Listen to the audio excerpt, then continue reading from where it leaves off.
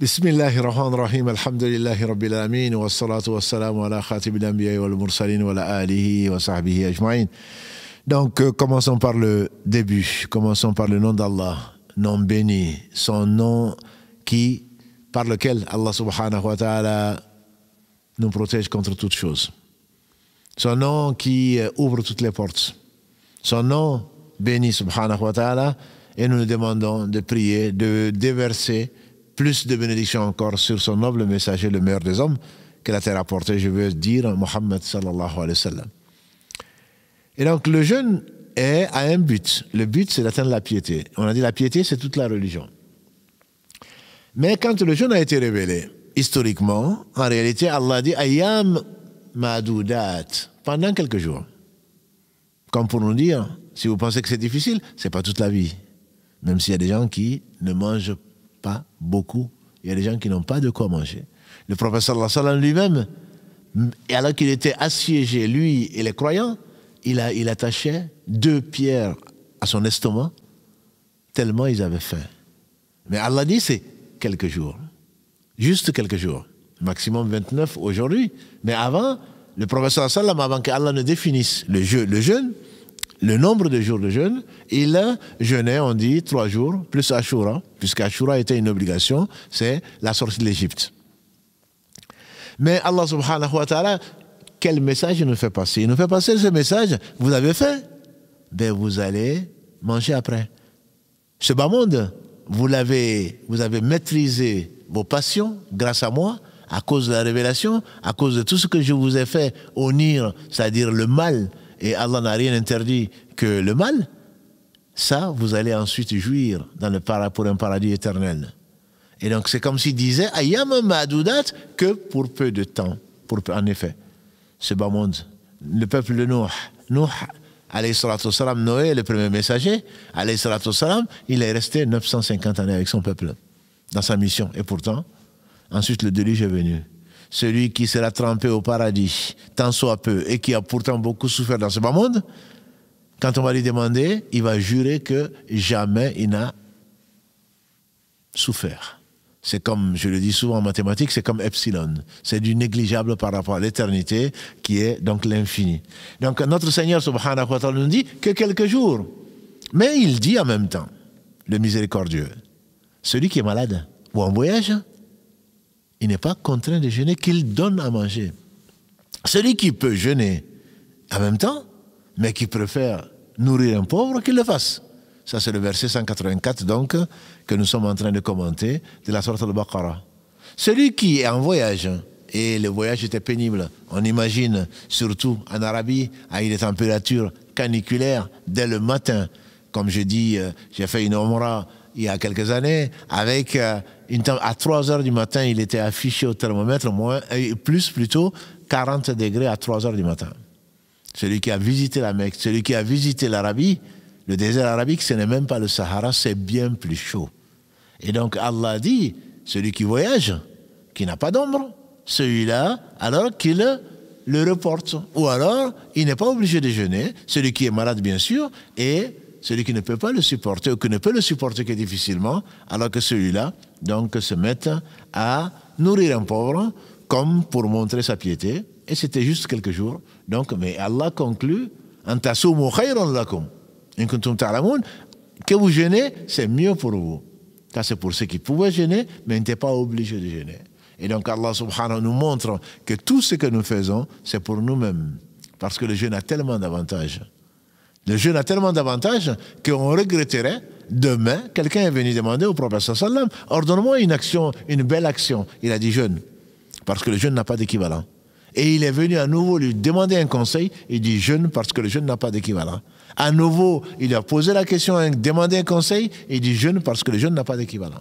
En effet, si on savait, on n'arrêterait pas de prier. Si on savait, on n'arrêterait pas de jeûner, bien que ceci a été interdit par le prophète sallallahu alayhi wa sallam, qui ne parlait pas de lui-même. Jeûner toute sa vie, c'est comme si on n'avait pas jeûné. Ce n'est non seulement pas valable, mais en plus, Allah subhanahu wa ta'ala, donc, a voulu alléger donc le fardeau des gens qui ont atteint l'âge de la crépitude, ou en tout cas de décrépitude, ou l'âge où ils ont du mal à supporter la faim et la soif, ou quelqu'un qui est en voyage, parce que le principe est la facilité. Et Allah subhanahu wa ta'ala est miséricordieux, plus miséricordieux qu'une mère par rapport à son enfant. Et donc là, les jours étaient comptés, c'était juste quelques jours.